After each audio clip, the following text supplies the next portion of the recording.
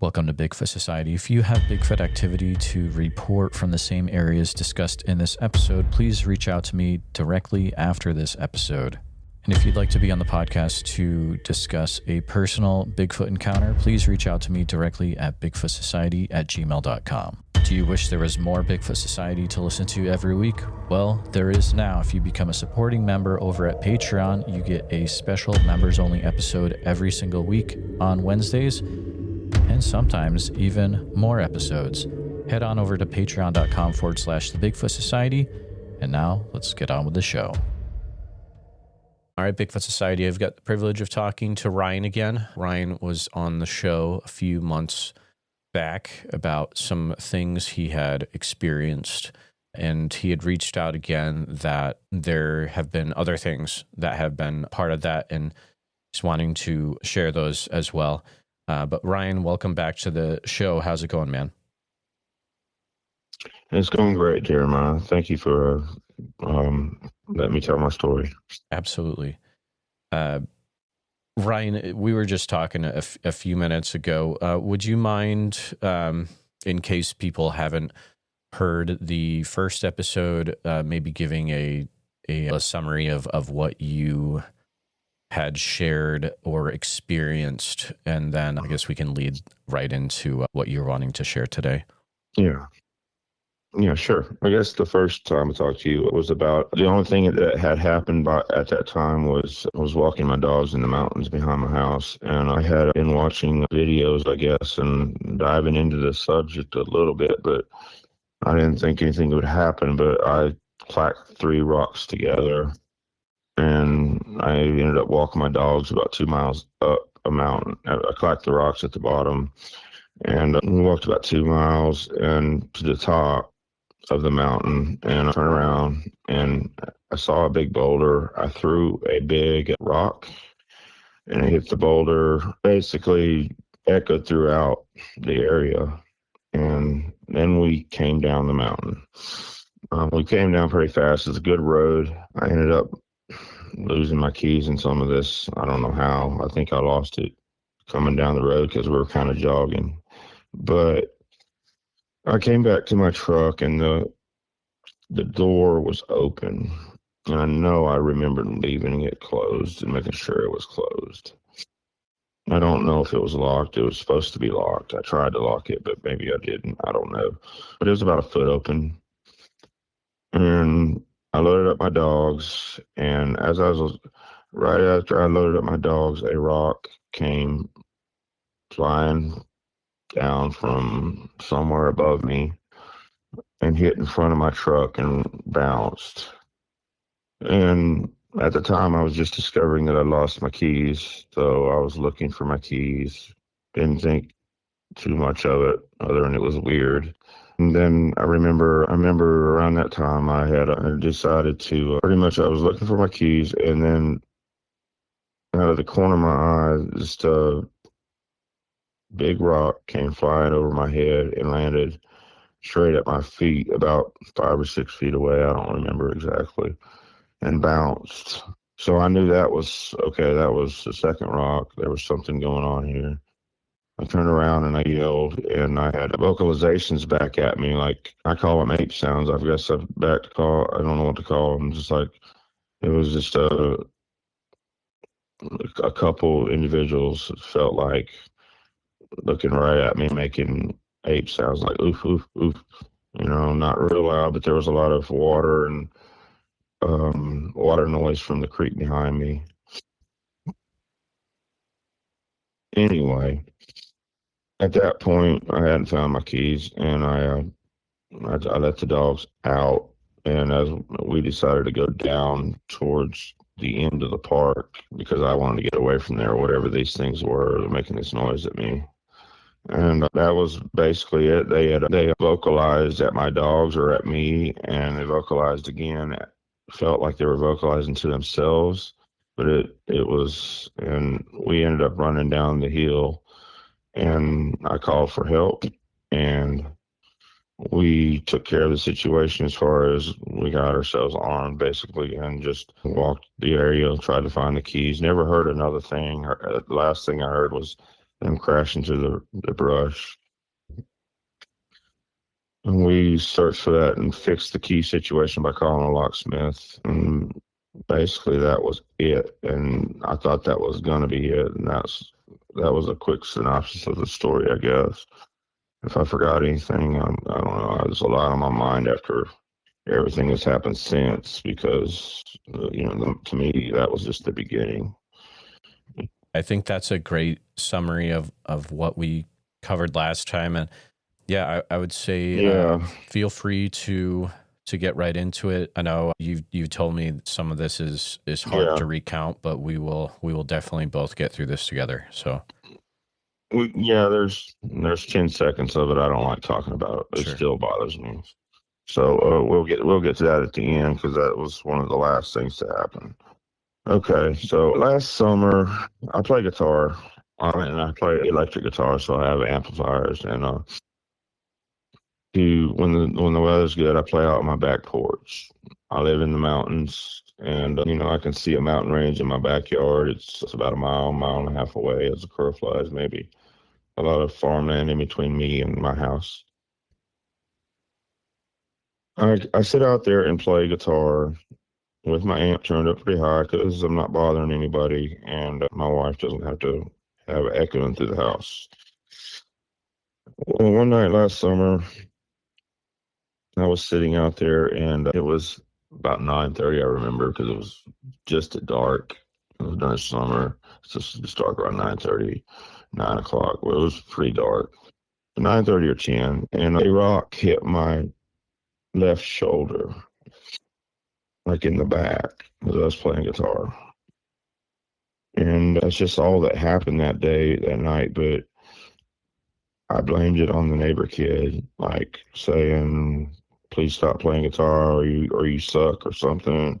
And I wrote it off. I came out there in the morning, and my whole porch is full of rocks, like 30 or 40 of them, I guess. I don't know, a lot. And I was like, okay, wow, that was a little much, a little unnecessary. So I just swept it off, and I told my wife that if something else happened, we have a good relationship with the neighbors, and we were the new people on the block, and we didn't want to cause any issues, and everything was fine as long as they didn't keep doing it. So I said, if something else happens, I'd go talk to them. Well, fast forward to another night where it's the same thing, playing guitar outside. And we have, on my property, it's about 150 yards of my land, where it comes up to farmland, which is right now has horses in it. I was playing guitar, same thing, 9:30, 10 o'clock at night. It was dark.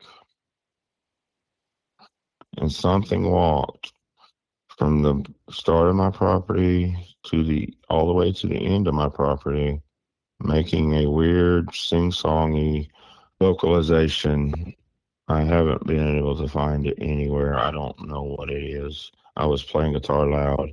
I heard it over my guitar. I stopped. I listened to it. And then as I stopped, it turned around at the end of my property and went very fast. But it felt like it was walking the other way, making the same noise. So, okay, that was very strange. It just went away. I don't know. It stopped. That was very strange. So I didn't know what it was. It was not on my property. It was just a weird animal, is what I wrote it off as. And back to doing my thing, playing guitar. And I remember after that, there was another night where I was sitting in my front den watching TV. And by my front door, I heard what I thought was a cat making noise.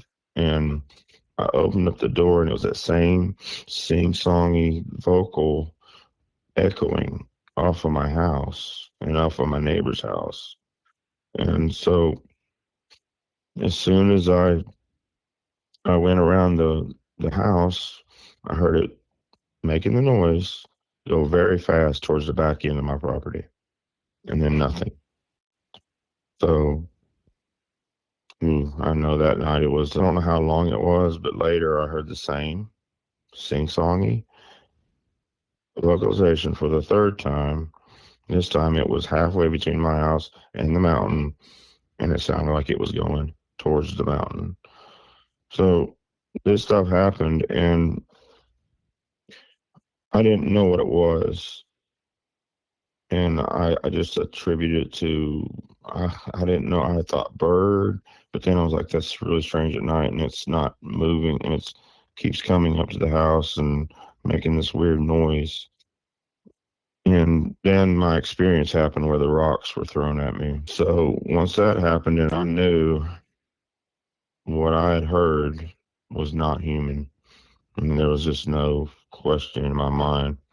What I heard was just not, it just didn't seem possible. And that, and where they were at, it was a rocky, real rainy day, and it was a real rainy day, and it was a real rocky cliff, or and it just didn't seem possible. There was people up there throwing things at me, but so I was like, okay, I'm gonna start looking. So I basically, for the next 5 months, I ended up looking very hard. It ended up becoming an obsession. At times, I would take my dogs out there in the morning, and we would walk around the peak, and then we'd walk to the front side, and then around the back side, like 4 miles. I get tired of my dogs because I couldn't really look. So I'd put my dogs up and go get lunch, and then I'd go right back out there and start looking for prints, sign, anything. Just scouring the area. And I did this for 5 months. And over those 5 months, several things happened. And until it finally culminated in one thing that just stopped me in my tracks, and I stopped looking. And since I haven't looked since. But as of 2 nights ago, I'm still having activity. So I believe that by doing that, by walking around their mountain or where they're at, that they had gotten used to seeing me. I had gotten used to seeing them, because things started happening. They would happen in flurries of activity, but the second thing that happened was I was walking out there one morning with my dogs, and my dogs alerted to something. I didn't know what it was. And there's something going across the road, according to my dogs. I'm just going for my dogs. She went ahead of me, and around the curve, there was a curve in the road. Around the curve, she saw something, and she stopped in her tracks. Her hair was up, and she would not let me go past that where she was at. She wanted to turn around and go back down. I walked up anyway to where I thought she had seen something across the road, and there was a footprint. All I can say is a footprint. I don't know, in the gravel. So it's hard to tell exactly what it was, but something had run across the road, and it looked huge, bigger than any bear or any animal out there. And we heard a stick break down at the bottom, and I looked up where I heard the stick break, and I could see the leaves turned up. So I could tell that something had come and went straight from that road, from that footprint, straight down, and then the stick break. And so I got a little freaked out. I took my dogs down to come back and measure this footprint.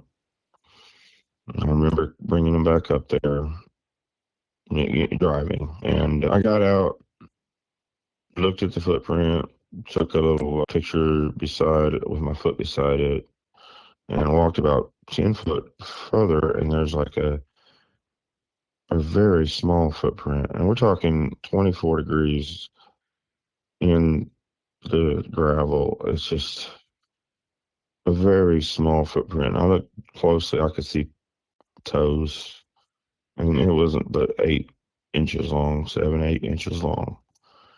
I'm like, so So somebody has their kid up here in the middle of winter, or what, it was the start of winter at that point,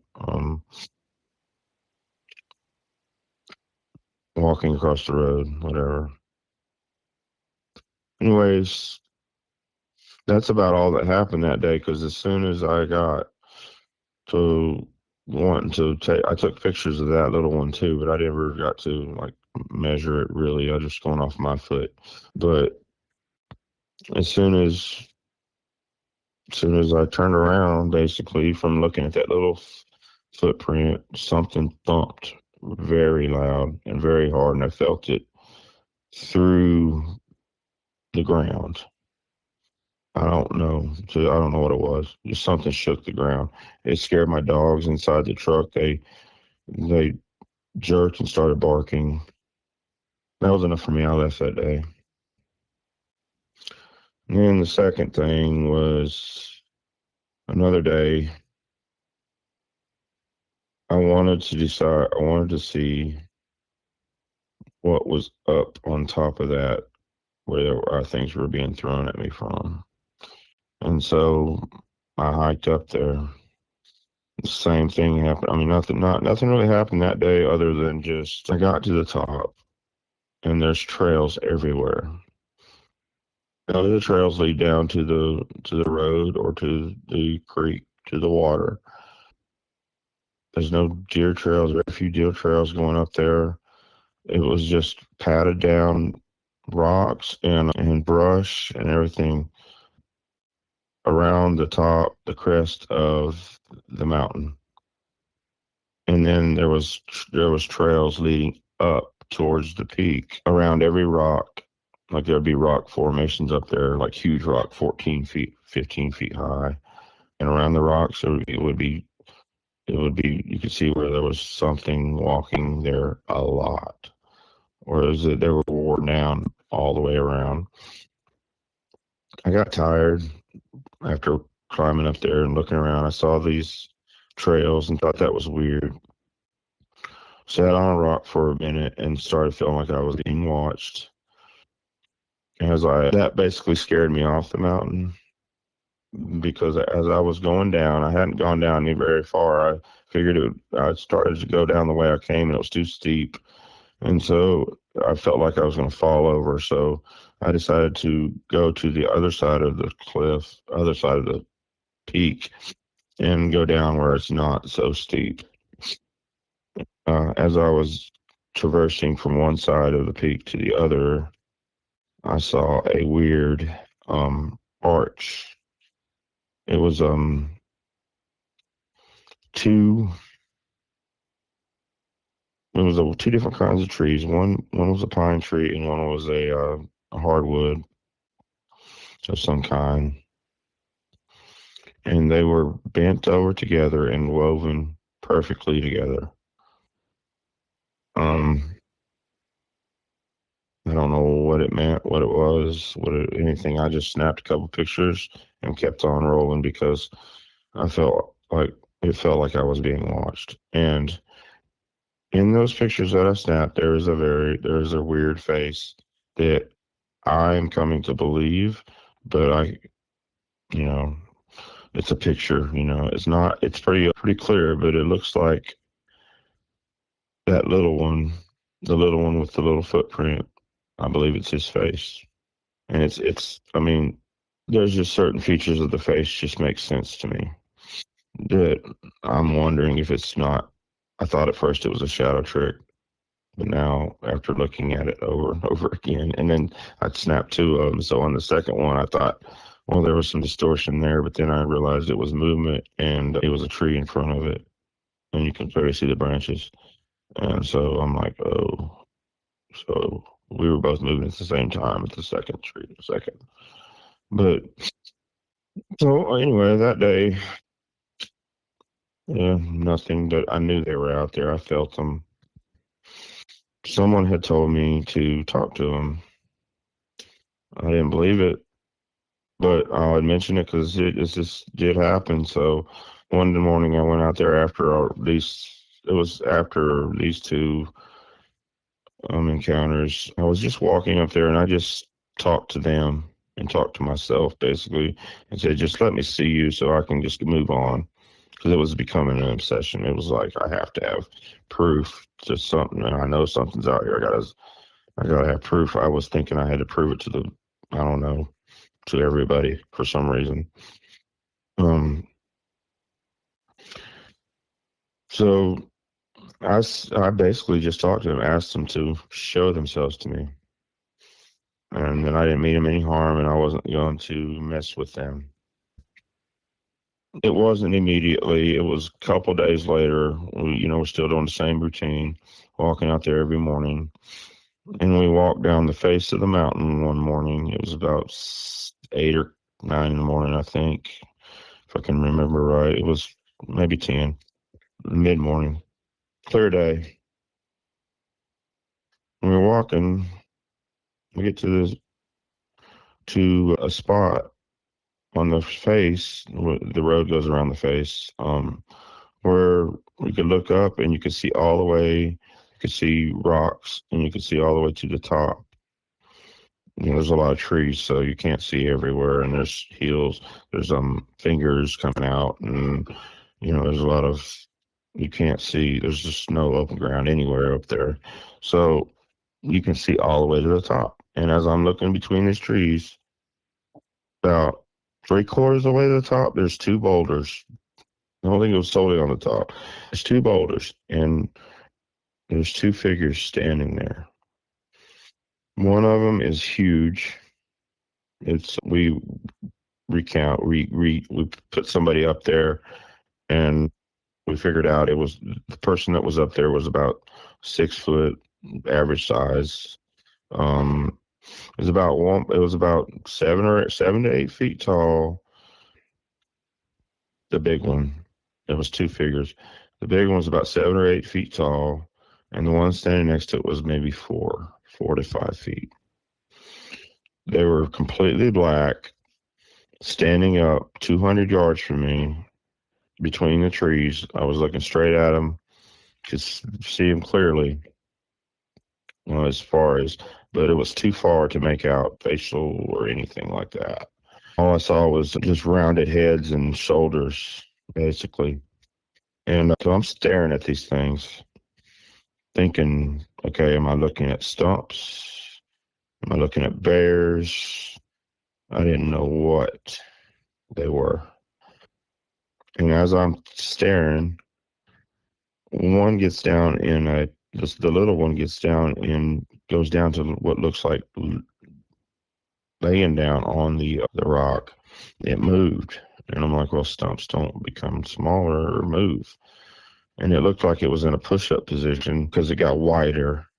It got, smaller. It was dark, and it was a dark figure, and it went from straight up to being wider and straight on down on the rock. And as I was looking at that, the big one swayed out and went back, and swayed out and went back, and swayed out and went back. And I'm like, no way.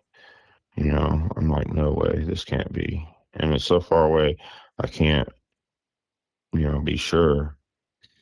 So I said, take the dogs and say, let's go down a little bit. For some reason, why my phone wasn't taking pictures right then, I don't really know, because as soon as I pull my phone out, they're gone. But we walked down around the corner, and I was like, wait, if that was them and they're right there above me, I don't want to be out here anymore.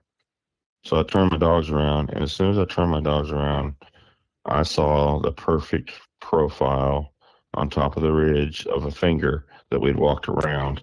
So it was closer. It was probably 150 yards away, I'm just guessing. And it walked from tree to tree.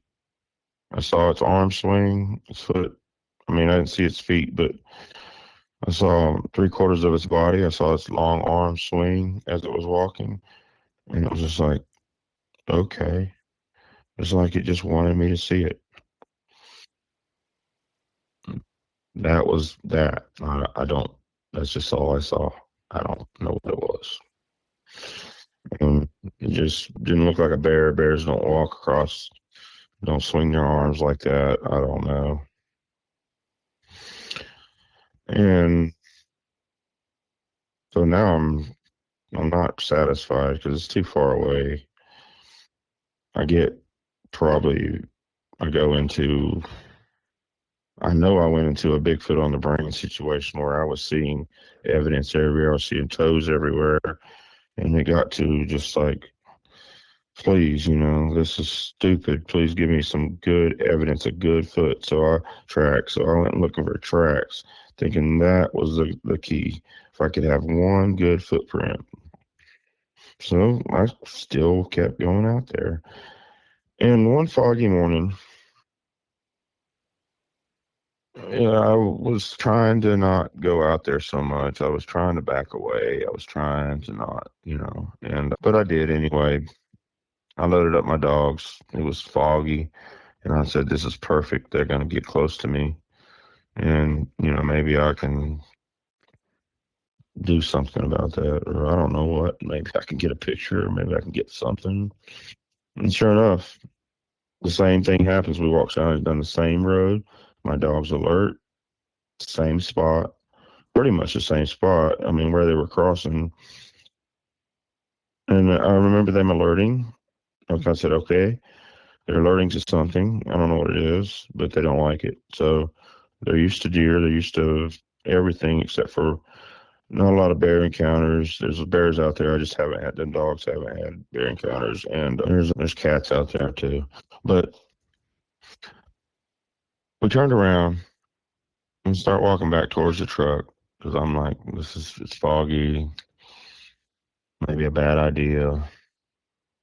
And they alert again between me and the truck to the right. And to the right, my truck was to the left. To the right was a gut pile of some hunters had just killed multiple deer, I think 2 or 3, and just dumped the remains right there at the edge of the forest. And they were fresh. They were from that morning. Well, my dog's saying there's something over there. This is before I found it. The gut pile. Saying there's something over there. So we go back towards the truck. We walk that way towards where there's something, but I'm just like, okay, well, we'll get to the truck. She's alerting to the right, so we'll just pay attention and just get to the truck and we'll be all right. But basically, as we got between the truck and this gut pile that I found to the right, where she was alerting, a huge bottle came off the ridge. I think it came off the ridge and hit a rock and shattered and just echoed everywhere. And it was so loud. And I was like, okay, they're here. And I need to leave. But I didn't leave. Instead, I went to where I thought the bottle had landed and I found the gut pile. I found a bunch of bottles with the guts. Like someone had just thrown everything together. They had been drinking and they just threw all the bottles. There was wine bottles, there was beer bottles, there was everything in there. Like a bunch of them. And I was like, okay, that's where the bottle came from. I look at the leaves, there's a trail. Or the leaves have been kicked up. It's another 20-degree morning. So I see that trail going that way. I start to try to walk my dogs back towards that trail because I'm like, that's where they went. And I'm trying to get my courage up or something. I don't know what I was thinking. And they get up the road again, and about the same spot, I get too scared to go forward, and I look to my right, and there's a trail. The leaves are back, messed up in the same spot. And my dog started alerting down the hill. And I say alerting is their hair would go up, and they would start growling. It wouldn't bark a lot. But they were just like, you know. So that was it. I turned around. I went back down. It's not very far. This whole area that I'm talking about. I went up and down so a couple times, not very far. And I went back to the truck. Got in the truck, loaded up the dogs, and I heard crack, crack, crack, crack, and then boom, a huge tree right to the left of me fell and shook the ground again. So as I'm getting this Bigfoot on the brain type thing and all this stuff's happening, I look, and I look. I remember there was days between that when the tree went down. There was a few days, and I was looking. I couldn't find anything. I looked at another tree, couldn't see it. Like it looked almost natural, but it just came down. And I decided one day, okay, I just can't go look in the same spot. I have to go to the top and look down the other side, because that's a place that I haven't been. I mean, I've been, but I haven't really looked. And I go up there to the top without my dogs. Well, no, the first time was with my dog. So we're just basically going to walk from the top of the mountain down a couple miles and then come back to the top. Well, we get to the top and there's a big boulder, word Bigfoot spray painted on, trees marked, and there's trails going through the mountain laurel. I walked through these trails and they got sand down on them. And I'm like, oh man, okay, it says Bigfoot. They put sand down on there trying to foot trap or something. It might just be hunting trail. I don't know what they are. Maybe it's wrecking. Anyway, so I was like, okay, well, we need to walk these dogs down the hill and further down the road around the trail. These trails were going above the, following the road along above it through the mountain laurel. I mean, it said Bigfoot. I was like, okay. I was like, well, maybe they're crossing here because we're at the top of one peak and you can see the other peaks, some higher peaks they just have a real easy traverse from one to the other from that spot. So I walked down the hill. I started seeing toes and footprints, but everywhere across this where the mountain laurel was, and along there's a ravine. It goes across the road and then down into a ravine, and then you can access the small peak to the right where I had all my experiences, and to the left was another small peak, and to the left, the little small peak, it looks straight down on my backyard. I mean, it's the mountain behind my house, just to the left.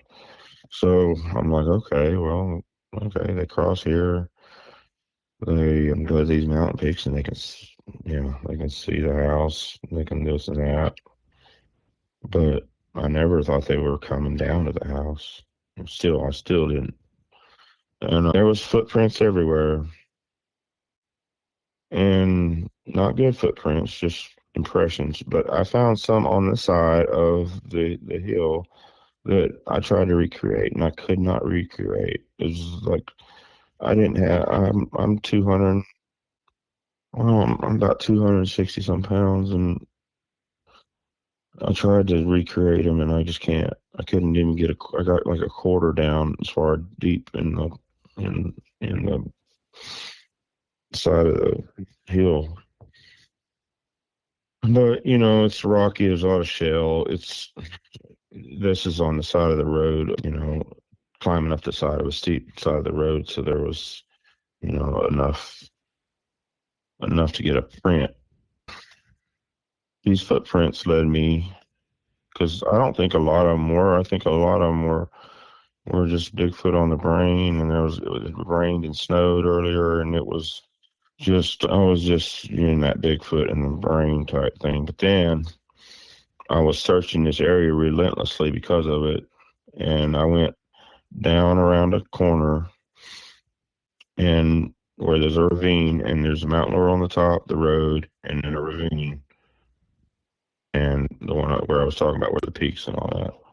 And I walked down there where you couldn't see from the road. There's a little hump, and then it goes down, and then it goes up, and then down again. And where everything's kind of down below, hidden from the road. And I walked upon an area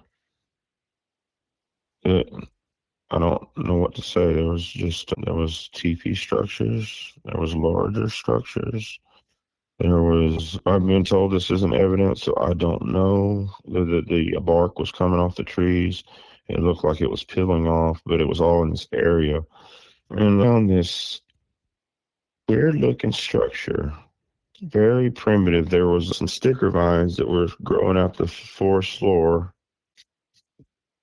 And there was a tree that was next to them. It was a healthy young tree, about 3 or 4 inches in diameter, maybe. Just bent over, just busted straight over about 8 feet up. No, it wasn't 8 feet up. It's more of head height, 6 feet up. Pulled over, and then the vines from the forest floor were lifted up and hooked on this pulled over branch. And then to the side of it was another tree that had been ripped out of the ground or something, was stuck straight in the rocks, down. And then there was some more trees bent over on the top to the left of it. They were bent over, and he had woven all these stickers together to hold them onto.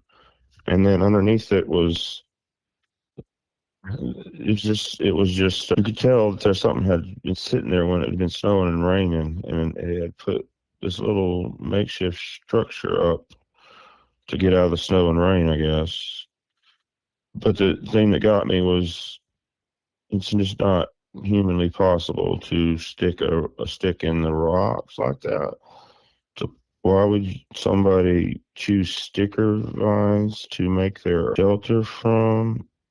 And why would they pull them up and make it that way? Yeah, and then there's so much that happened.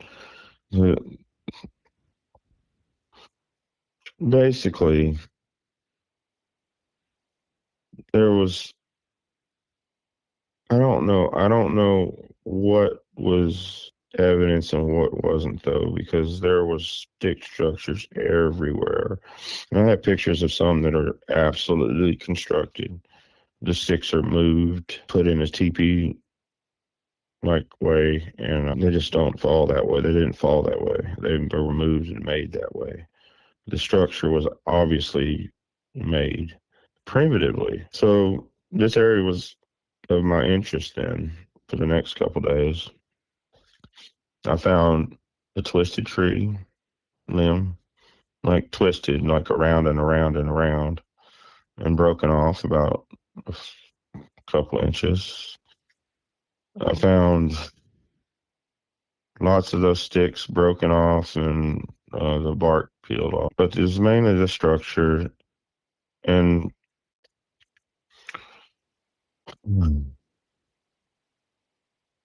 so this gets me to, this all happened between finding this stuff and then something happened in my house that I just can't explain. So, and I don't know, it doesn't make sense. But basically,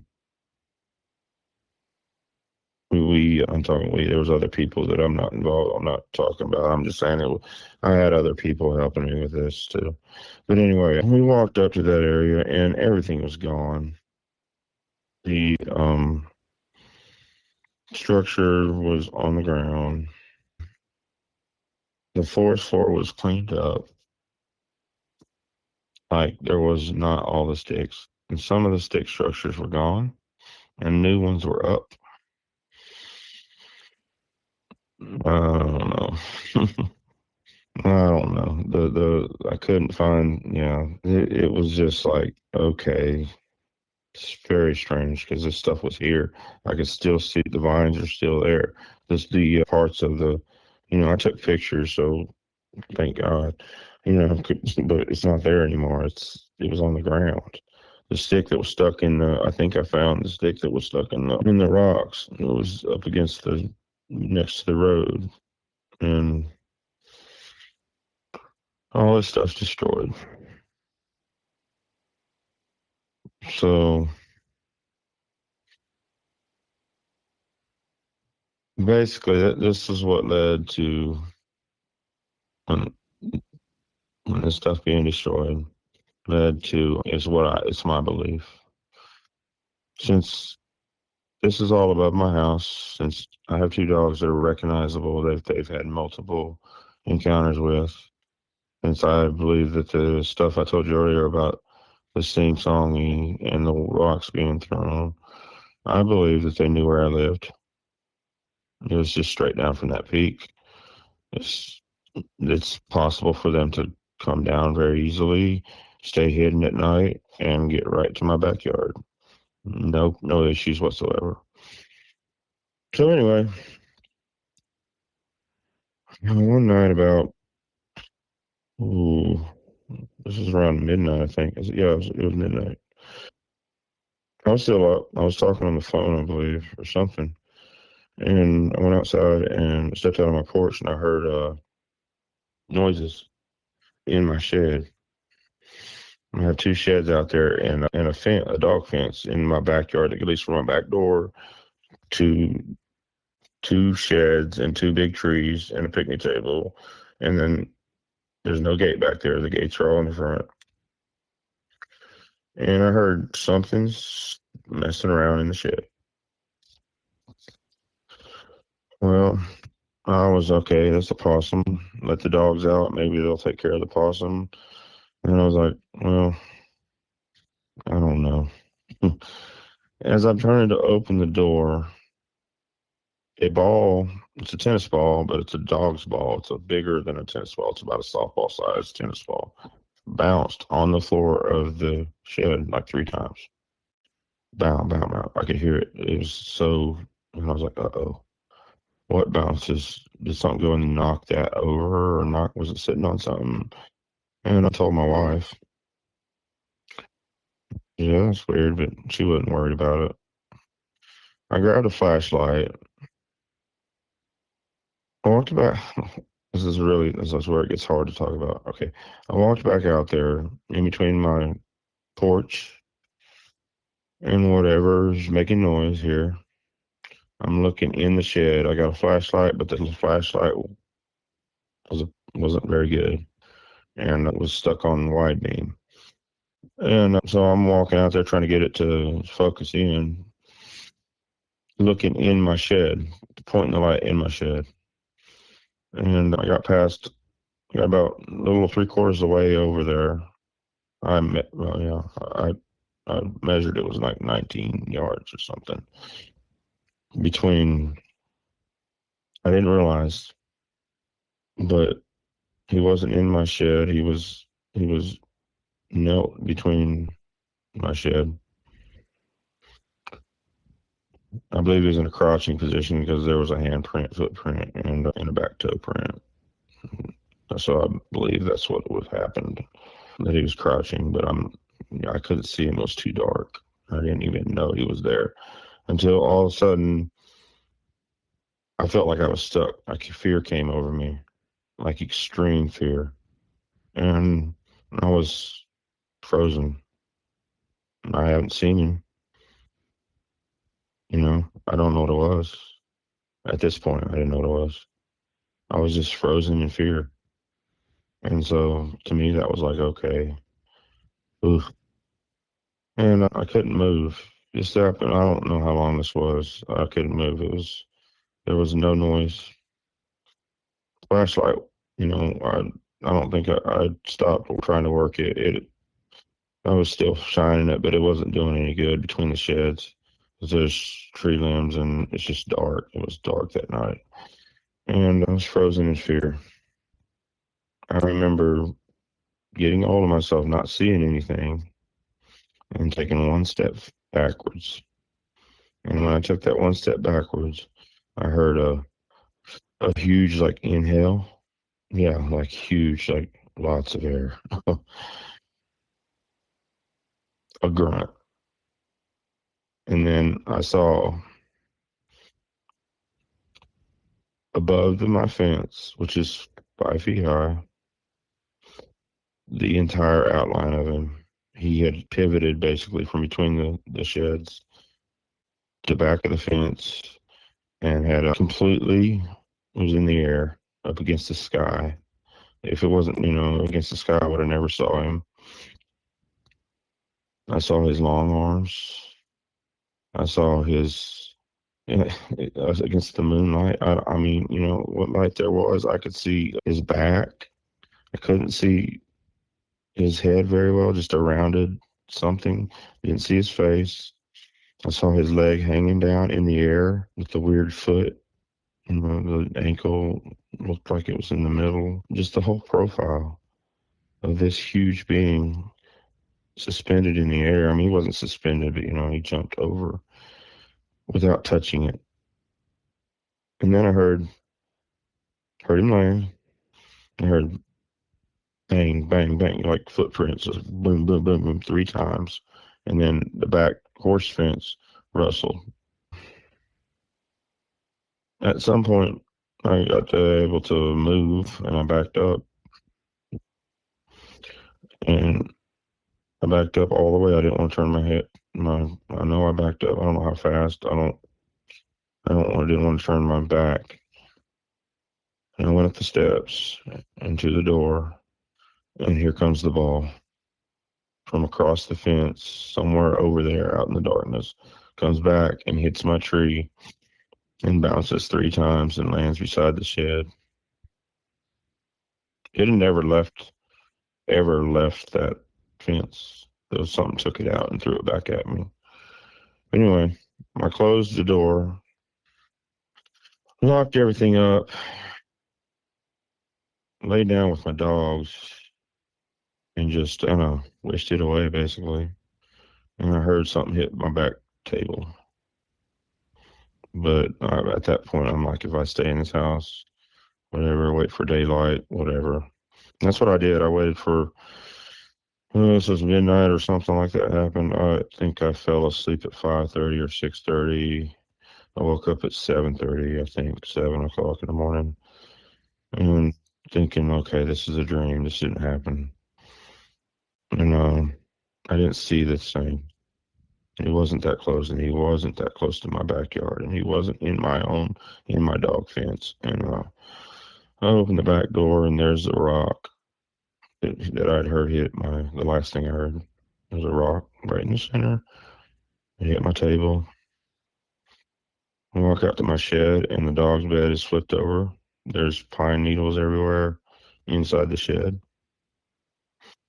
I look to the side of the shed, and there's the ball and the marks that it bounced from. And I went to my backyard, like beyond the fence, and I saw impressions everywhere all over the backyard. Not a good footprint, just impressions, large impressions. Between the discovered right away, because there was a mark there, and I was so messed up, I just like walked over it or something, or missed it, or I remember thinking that was a dog scratch, for some reason. I never put it together until the next day. The next day I walked out there and just, looking the place around, trying to see if I missed anything. And I go between the sheds, because I know that's where he's at. I'm like, I know he was here, so he had to leave something here. And I look down, and there's it's not perfect footprint, but I can see where his foot was. And that line that I thought was dog scratched, I got down and looked at it, and it had toes in it on the back.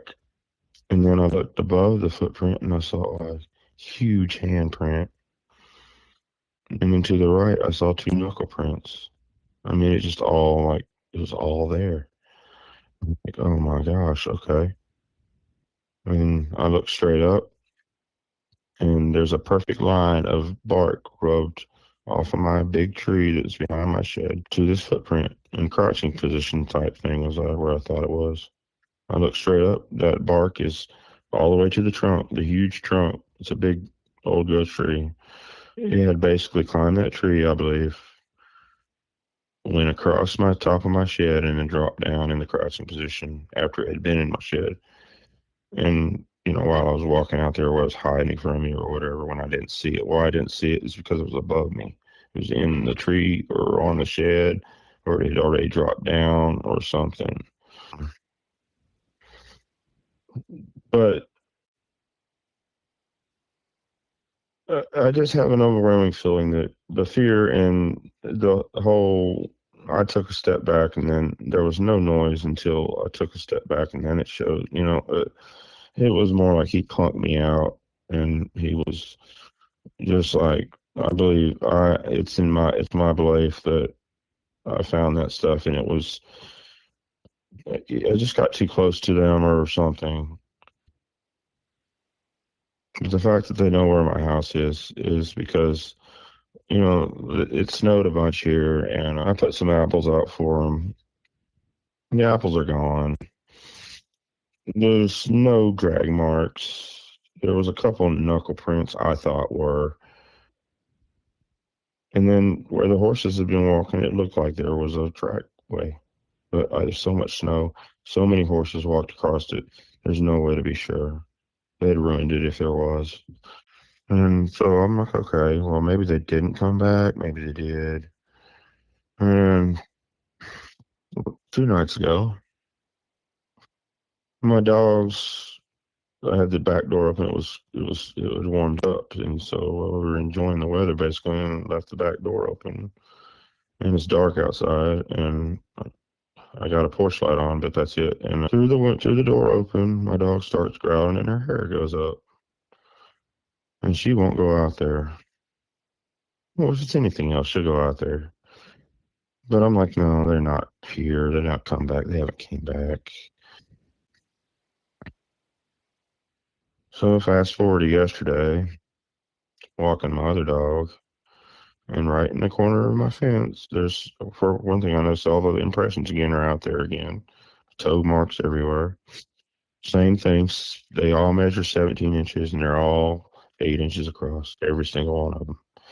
And there's right behind the corner of my fence is 2 perfect prints where it's been standing there and just wore the grass down. So I'm thinking it was still out there watching us. So that's pretty much the story in a nutshell. I just believe that I went too far, and I got messed up. I got too close to whatever they have going on there. I think I don't know. I saw the little one. I think there's a little one out there. And whatever, they don't want me near that mountain peak. And I believe I got too close, and I believe they knew where I lived.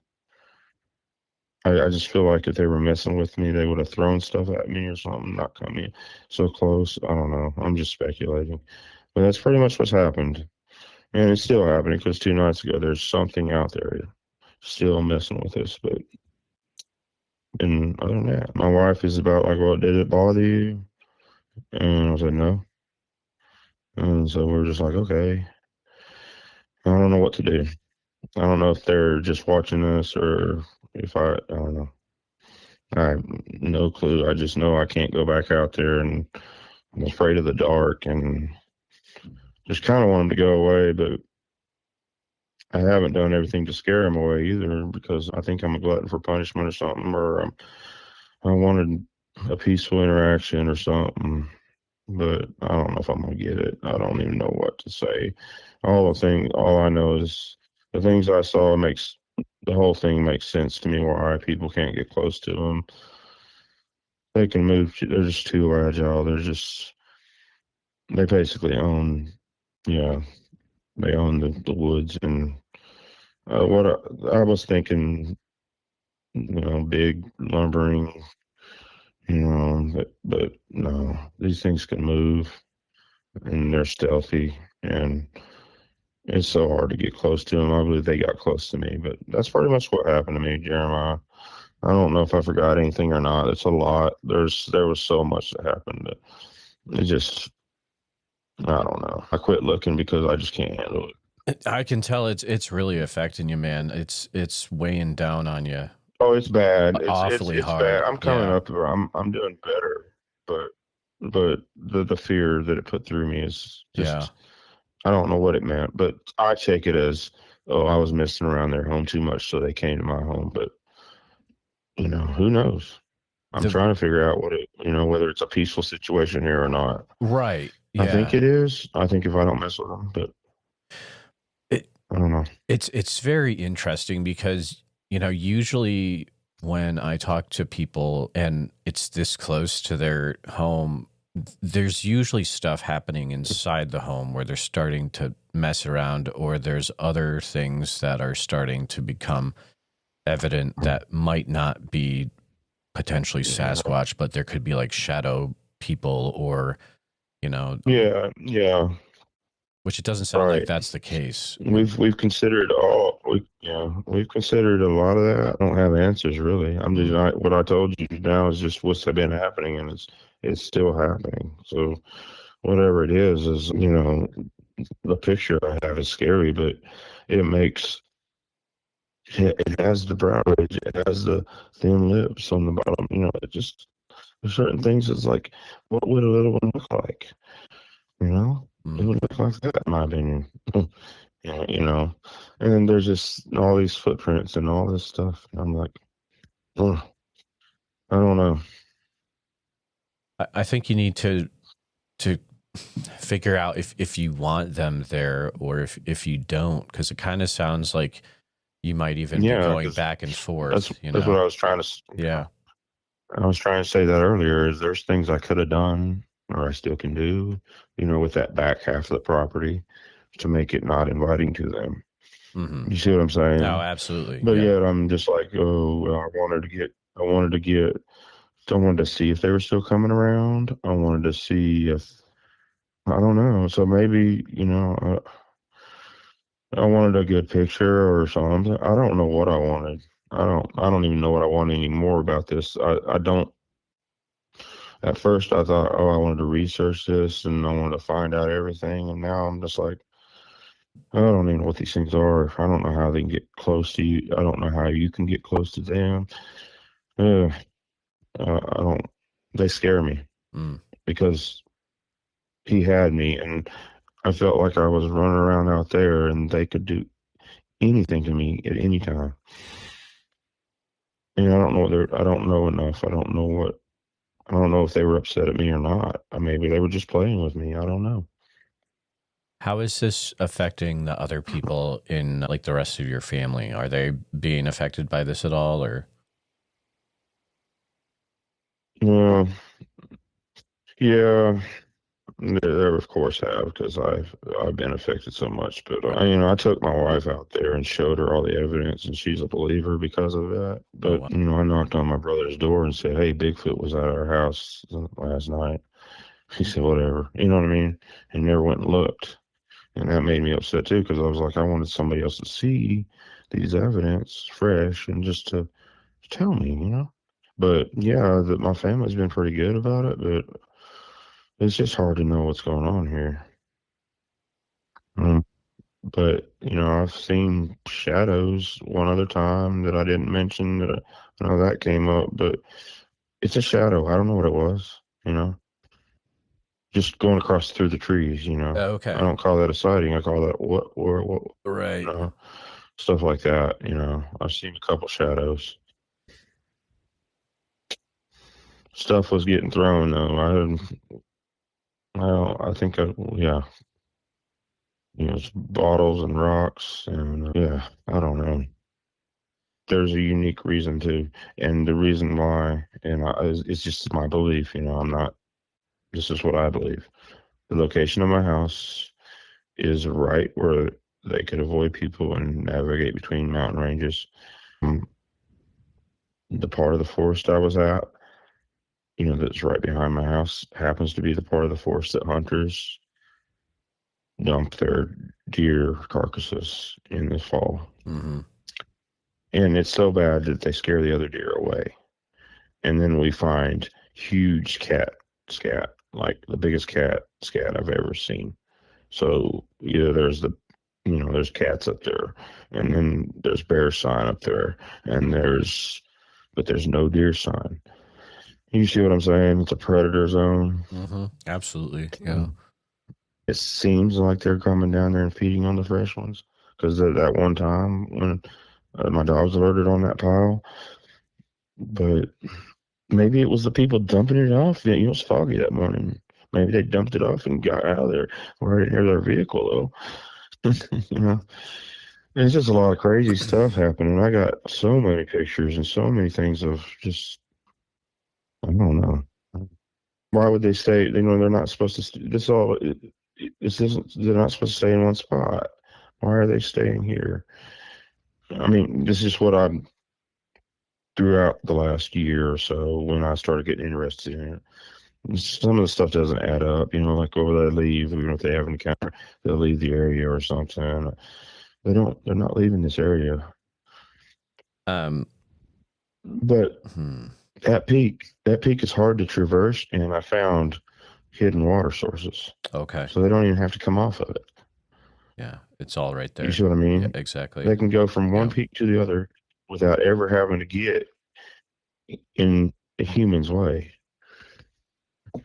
And then humans can't climb around there very fast because of all the rocks and the unevenness. And so, you're grabbing on trees and getting your footing and all this. And they're up there making trails all the way around everywhere. And look, so it just don't make sense. So who knows? I will say, I've talked to a lot of people over the last few years, like a ton. And there definitely there starts to be patterns, and so from what you've experienced, it's definitely a thing where it is not getting any better by itself, and it is getting closer and closer to your home property as you're aware. And I would say probably the next thing. I think I put them on myself as well. That's my theory. Right. The next thing is I could easily start to see things maybe happening inside the house, and maybe even like some kind of communication. And I just think you need to really start to think about if you want that to happen, I don't know either, because it scared me. Like when I was 19 yards away from this thing, I didn't even know it, but I was in this fear, whatever. And it just, to me, it felt like a warning. There's no communication. It was just more like if you stared off with another human and you're not getting along, and you look at each other and you have an agreement. You don't go this way, you don't go that way. And we both. It's what it felt like. But I don't know. He didn't. He jumped over the fence, ran all the way back 75 yards, and then threw the ball right in my face. Right. Or he could have threatened me more, He ran away and then threw the ball back. I mean, I don't threw the rock after I had closed the door. Yeah. It's almost like it feels, those are messing with. Exactly. Yep. Exactly. It's like if he wanted to hit me with that ball, he would have hit me with that ball. Oh, he could have taken you right out. The rock, he hit me with the rock. Yeah. And the first time I got hit was a little rock, and it hit my back, and it went, it didn't hurt or anything. It just got my attention. But I don't know. I think they, honestly, after discovering that place where they cross and where those peaks are all accessible and everything, and they cannot be seen, they go off the smaller peak there. They can just look right down on my neighborhood, where the first humans they see. And I wonder if they haven't been just watching this neighborhood or something, and I play guitar and just And then they saw my dogs outside, and then I took my dogs out there into their area and walked, and it's just over the time. They knew who I was before I knew who they were or they even existed. That's what I believe. They knew to come warn me at my house, but it felt human almost, But then you see these structures that they made were makeshift, they're like primitive. Not human possible, though. It's just strange. I feel like they're super smart. No, and they totally are. And I'm sure you're aware, like if you wanted to try to keep a buffer between your house and that, you might even consider like putting up, game cams. That seems to be effective where game cams, floodlights is what I've considered. Yep. I don't. I have power out there at that shed. I could put a floodlight out there pretty easily, and at least keep them from getting too close, I guess. Unless they want to be seen. They don't want to be seen, that's for sure. It seemed like they didn't want to be seen, but they wanted to make sure I knew they were there. They'd always do multiple things. Mm-hmm. For just one thing, you don't just hear a wood knock. Honestly, I only heard one wood knock, and I heard one scream came from there up there. There's other reports of screams recently that other people have reported, but one scream, one wood knock. It was a one-off. That wood knock I heard, I was like, I needed to hear more, but. The stuff being thrown and the vocalizations that I've heard are just weird. I can't explain them really. Did you say other people in the same area are also experiencing things as well? Yeah. There's been some research done, and I'm not going to get into it too much. But I will tell you that the research has shown that it is a semi-hot spot. Really. Wow. There's been quite a bit, including sightings. There's things being thrown, but I can't really. I'm not going to speak for other people's experiences. All I know is, in a small radius of the area, there's tons of reports. It's not an uncommon thing. Apparently, Apparently, I'm late to the game. Some of these people I talk to, I'm late to the game. Gotcha. I'm like. Like people say things like, you don't clack rocks together. No, I didn't know that. you don't do this and that. There's things out there. Well, no, I didn't really. I'd heard about it and I'd wondered, but I didn't understand how wild these woods are out here, but they're pretty wild. It feels like it is. There's a definite like they're curious. They're watching. You're their entertainment. Because if they wanted to take, if they didn't like you, like they would be taking your pets out, or maybe even something worse. You know what I mean? Like I think they're just trying to play with you. My dogs will chase deer. Mm-hmm. I don't want them to, but if they're on a leash, I have to pull them. They'll try to pull me.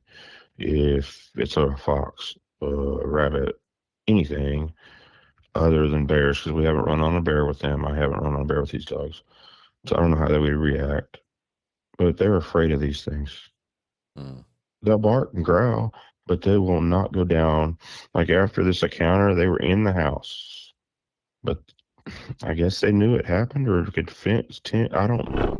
They instead of going to the normal place in the back corner of the fence where they poop, they started pooping by the front steps. Just enough to get down the steps and poop and get back up as fast as they can. Gotcha. That took about it took about a week for them to start going out in the yard again. My goodness. So they're afraid of them. They won't go up that hill, up that mountain. They won't nothing. They're afraid of them. I threw that ball. They ran after it. The pit bull ran after it, sniffed it, and left it alone. Like as soon as she smelled it, she didn't want to grab it. You know what I mean? Ryan, it's a definite. They know the smell. Yeah, it is. They know the smell, and they don't want anything to do with it. They do warn me though. They tell me what's out there because if it's If it is a possum, they're running out there to get it. Right. And that's the whole thing. Is like I didn't let him out. Like there's a whole thing. I didn't let him out because I was afraid. We were going through all this stuff, and I was looking, and there was in the back of my mind, I don't want my dogs running after these things. I hear stories, about them hurting dogs, and but my dogs won't go near them. My dogs are afraid of them. So they tell me when they're around, they have every time. They didn't warn me. They didn't warn me on the one where I went out there. It was till afterwards. But Okay. Yeah. it's like, yeah. But I never let them out to chase it though. So I don't know what they would have done. Man, it's crazy. It's happening right now. Like just in the last few days.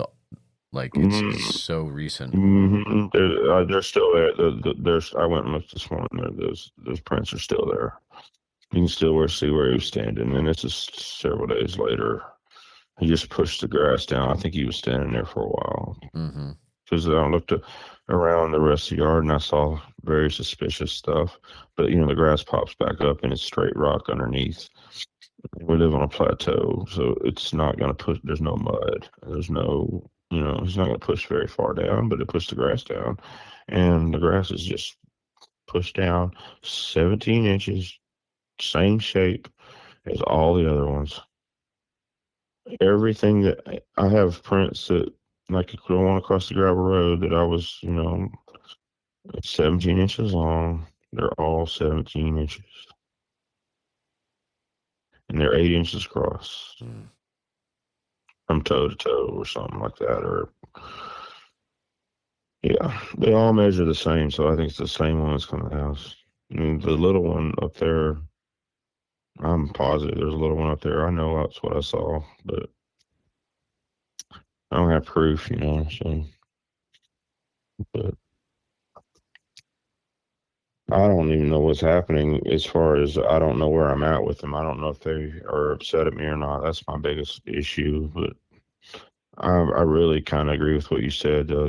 Maybe they're just playing with me, and maybe I did get too close to their house, and maybe they said if I'm going to come to their house, they're going to come to mine. I just think what I found was just an easy place for them to traverse without being seen. And they just up there, they control everything up there. You cannot get near them because there's no open land. There's just tons of boulders, tons of rocks. It's a jungle. You know what I mean? It's not. And during the summer, it's so thick that, even in winter when the leaves are down, it is so, there's so many rocks, so many ledges, and so many fingers, and so many, you still can't see. There's places in there that don't see much sun at all. I mean, the peaks are close together. There's a stream that comes down with waterfalls. There's caves everywhere. Since the leaves came off, I found tons of caves. You keep finding them. They're easy to find. There's so many of them. There's just everything there. There's shelter. There's hidden water. You can't sneak up on them from there. I guess maybe that's why I don't leave, because they're not threatened there. Have you been writing a journal of everything that's been happening? I started, but then stopped because I started too soon, I guess, because Gotcha. I need to start over. I haven't. I started right after it happened. The one when they came to the house, I was like, I'm going to write everything down. I couldn't even write it down. I started, but I just haven't finished it. That's why I talked to you, I guess, and that's why I had it, so it's there. That's what happened. And yeah, absolutely. 80 years from now, 70 years from now, why so much activity? Why so much? I looked hard, though. I don't know. And when I think about telling all the experiences, that there was a lot of miles walked, and there was a lot of time spent, and only a handful of activity, I guess. But it's over 5 months. It just felt like it was happening every few weeks. There was a lot of quiet time out there, is what I'm trying to say. Oh, A lot of times absolutely. where I was just like, am I crazy? But then all of a sudden stuff would start happening. Yeah, I mean, something's throwing a Yeah. ball at you from the darkness. I mean, Mhm. it's The wild. ball, the bottle, the bottle, and the rocks. Mm-hmm. I mean, we're talking 5, 6 items thrown. Yeah. Mm. Plus all the rocks on my back porch that if they did that, which I believe they did, but it's the middle of the night. Those kids are young. They were not out there throwing rocks Sure. on my back porch, but they haven't done it since. I really don't think I think they're too small. They would not be out there at that time of night. I don't know. That makes sense. I mean, I would recommend it to, keep some kind of, journal, even if it's not super Mm-hmm. detailed, so that you can, this could happen for years and years and years, and it'll get to the point where it's really I hard to know, keep I track of it know. all, But, Over this, I've met someone that has this happening, and that does not, and I won't tell where they're at. yeah, This is just. I've met some people that have had this happening and have a better relationship, and a lot of weird stuff happens on their property, but it's all peaceful, mm-hmm. and they feel like it's a good relationship. And as long as they don't let other people in and don't allow it to become this or that, you can live next to them and be fine. They don't necessarily want to hurt people or out to hurt people, but I don't like them hanging around my house at night. But I'm curious about them, but they're starting to scare me so bad that I can't even go to the woods anymore. I'm afraid of my backyard. I don't go out there either at night. Yeah. So that's not really worth it. I got to do something about it. Shouldn't be afraid to walk my property. No, no, definitely not. Have you tried talking to them out loud about, like, hey, you need to stay in your part of the woods, and Yeah. there's a boundary here, put down some rules that way, Yeah. perhaps. Yeah. Yeah. Yeah. So if I need to, because if I start thinking about if everything was them, okay, I know when I saw it go over the fence was one. I'm pretty sure the vocalizations, there's nothing else it could have been, in my opinion. But because just the intelligence type of it, just, I don't know. I can't make sense of that. But the footprints of last night, 2 nights ago, they've been here several times. And if it was just a couple nights ago, they're going to keep coming, I think, out of curiosity. If they're still, I just don't know if they'll throw things at me or not, but they're going to be out here watching me, I believe, because they've already came back, you know? Absolutely. And I hear Yeah. too many other stories. I'm going off other people's stories, too. Mm-hmm. That I've heard people that they just won't go away, or they just, they seem curious or something. They don't, you know, to me, it was more like, I just think in my head, I just think, well, nothing happened. They probably not afraid to mess with me because I'm not going to call the police or something. I'm not going to create a big deal about it. Although I did, bring other people, and Right. we did look hard, and we, and that got me. I thought that got me visited, but I don't know. Who knows? It's so easy to just speculate what happened here and what has been happening. I don't know. All I know is there's something out there, and they've been messing with me for 5 months. That's got to wear on So, you, Ryan. I mean, but yeah, yeah, absolutely. it is. I'm trying to deal with it the best I can. Yeah. It's not been easy, but No, definitely not. and there was a I don't know, there was times where it was just like it was too much, but you know it got so bad that I wanted people to believe me so bad. I wanted like just that perfect footprint, that this or that was going to make me feel better. You know what I mean? And they just don't leave that. It's up here, they won't. There's too much rocks, too many mountains, too much. There's just Sure. you don't have the substrate to get a good footprint. They can walk anywhere they want to and not leave a good footprint up here. You know, so it is what it is. You know, I mean, they're not going to give me the perfect picture or the perfect footprint. I feel like they're in control. Mm.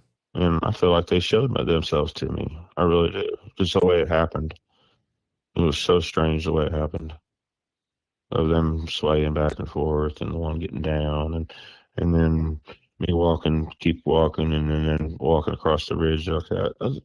It was just like they just wanted to make sure I seen them. If that makes sense. Absolutely. It's got But to why? be an I don't know. incredible experience, you know, being able to see that, I would say. It's I've wished at times I wished it hadn't happened at all. I wish I'd never done it. And then other times I'm like, wow, it's cool. It's so cool to, like, you know, be able to experience things. I love experiencing things like that. But the fear is where I'm having issues with and not knowing what's going on here. And I feel like I overdid it.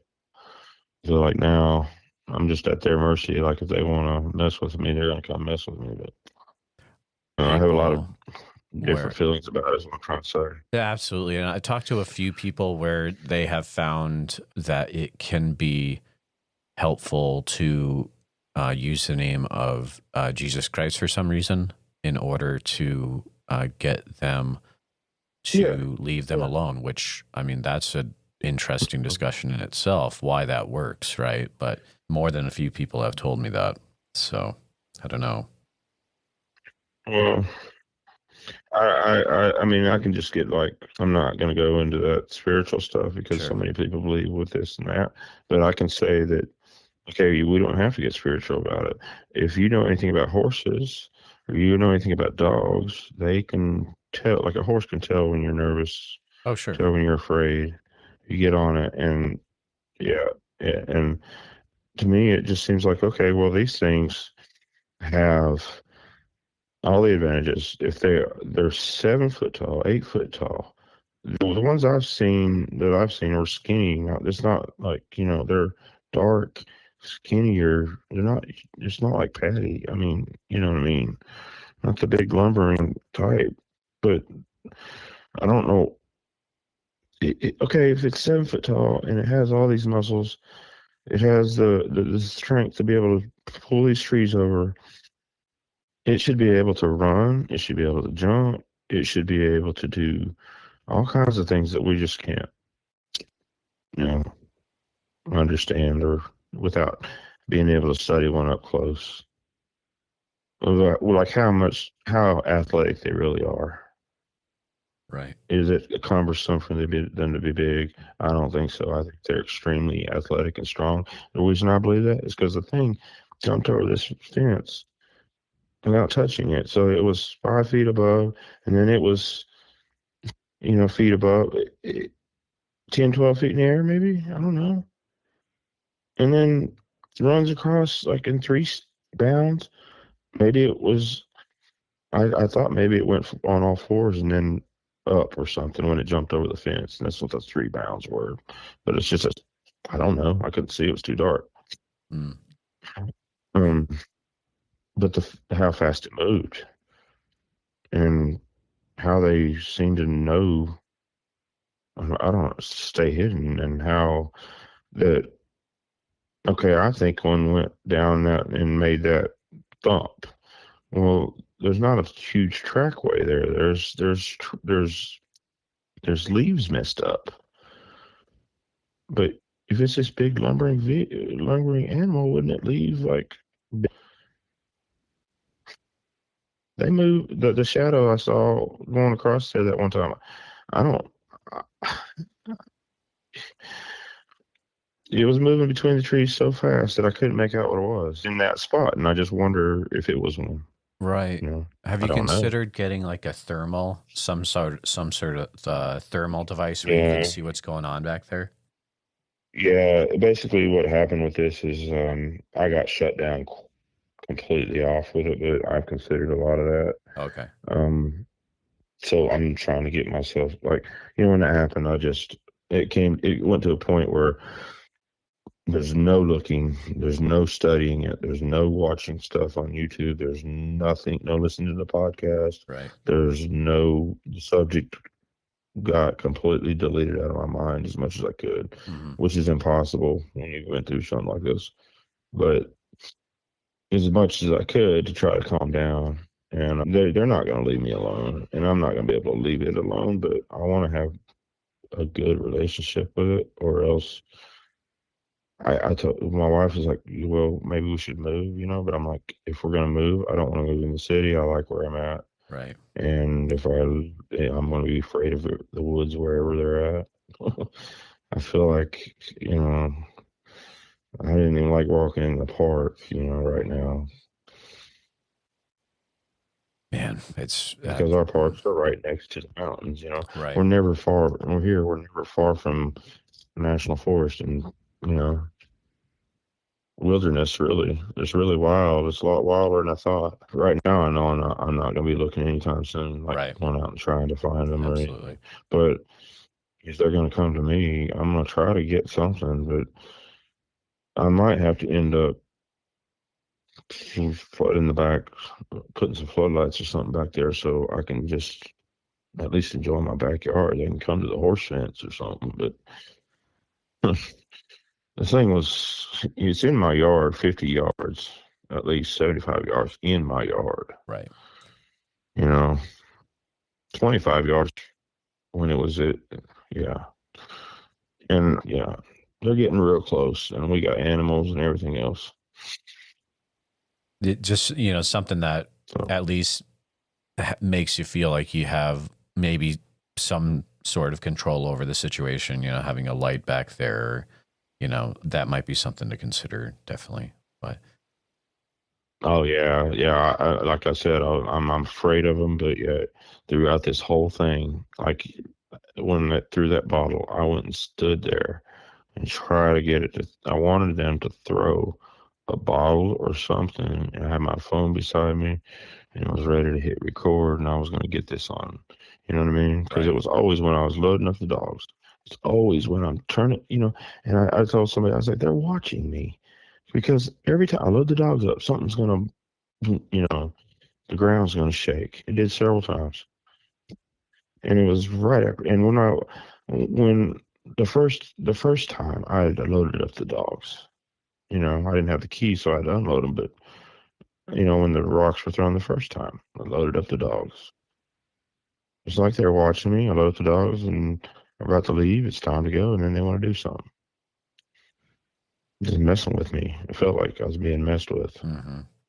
It's crazy to think that all these people, because it's not a very popular spot. It's next to popular spot places, but it's kind of backside of the mountain type. Mm-hmm. More local people go back there, more, not as many tourists. But there is some pretty nice, there's some nice trails, and there's some really cool things to see. And, it's a great hiking spot. And just like people are out there camping, and they're out there walking, and they have no idea what's right above them looking at them. It's crazy. Yeah. But I feel like every time I go out there, I know that I saw those trails up there. I know they've been watching. Mm-hmm. Absolutely. There's no way they made all them trails up there without walking over and over and back and forth and over and back. They've been up there for some reason, which I was going to figure out, and I was going to figure all that stuff out. But then I got so afraid that I just can't. So I'm going to have to deal with that first before I can ever do any kind of research again. If I was to go researching, I wouldn't be looking for what I was looking for last time. I'd be looking for these things, not the, but I don't know how. I have all these opinions in my head, like, okay, you are never going to be able to get close to them because they can move so fast. And we don't know their senses. So, like, can they smell real well? Can they feel vibrations in their feet? How do they know? You know what I mean? How? Every time, it just felt like they come to me. And they choose people. I hear that from other people, and I didn't believe it, but I'm starting to believe it, that they choose people to mess with is maybe because they just get away with it the first time, or they get a reaction and they're curious, or they get away with it as far as it didn't cause them any trouble or nothing. And so they feel more comfortable with it because they're obviously trying to stay hidden. So they're not going to mess with everybody. Right. It's the ones where they have the okay to do so, or they have been allowed to. That's what I'm a little worried about right now, is what I'm trying to say. Yep. Yeah, I'm a little worried that they done got used to me and they're not afraid of me, and I'm afraid of them, and they're just going to keep coming to mind because of it. Mm-hmm. But yeah, there's no lights back there. There's none of my neighbors have lights either. Okay. It's a horse pasture. Yep. There's nothing. Everybody lives up towards the highway. All these back lots that we all own, nobody's really using them. Some of my neighbors have them fenced off, but there's a lot of land there but at night, there's not a light out there. So they can just come up to anybody's house, not just mine. Anybody's. Well, you're the one playing guitar, so you're probably more entertaining in a way too. Mm-hmm. And I'm the one with the dogs. Yep. I felt like I brought them there, and there's scrub brush back there, they can hide to get up to it. And it's just too easy. Mm. Well, we'll see. We'll see what happens. I'm sure there'll be more that happens. I'm just not going to be looking real hard. Hopefully, I know the truth is I won't be able to leave it alone, but I'll leave it alone for a while and try to get myself not so afraid or whatever. I don't even know. Yeah, I hope you're able to get not some sure kind of break from with it. Yeah. But it's not like it's been several weeks since they scared me really bad. Mm-hmm. They've came back once or twice. They haven't thrown anything. They haven't made any noises. I'm just talking footprints and stuff. Dogs alerting, but nothing's happened since that time. Nothing aggressive or anything like that. Yeah. Well, Ryan, I'm glad that you reached out to us again, and definitely keep us in mind. Hopefully you get a little bit of a reprieve for a while, but if things do start happening again, by all means, feel free to reach out. Right after the experience, it got really cold and snowy, and then it warmed up, and it's out here. I said, okay, I had the door open and it warmed up. Well, now it's about to get cold and snowy again, but it got really cold and snowy after that, and I think that kind of shut things down. It got warmer. Saw footprints again. I'm just worried that it's going to warm up and they're going to be coming out here on the regular, but we'll see. Gives you a little bit of time to figure out different ways of looking at the situation and maybe things to try. But Ryan, if you ever need to chat again, we're definitely, I'm here to listen to you and try to help you work through things. So it's been a pleasure chatting with you today, man. Yes. Yeah, it's been good. It's nice talking to you. I appreciate what you do, Jeremiah. Thank you, Ryan. We'll be in touch, all right, and I'll be hoping the best for your situation as you try to figure things out. But thank you for coming on the show again, man. All right, take care, man. You got it. Just want to take a few minutes to say thank you to you, all my listeners, for listening to the podcast. Please take a minute to help out the show by subscribing on YouTube, making sure you hit the bell so you don't miss any notifications, and share the episode on YouTube with a friend. Also, if you're listening to us on a podcast, thank you so much. Make sure that you're subscribed, share the show with a friend. Really, it's all about sharing the show wherever you can. If you've had a Bigfoot encounter related to the following or know someone who has, please reach out to me at bigfootsociety@gmail.com or pass on my email.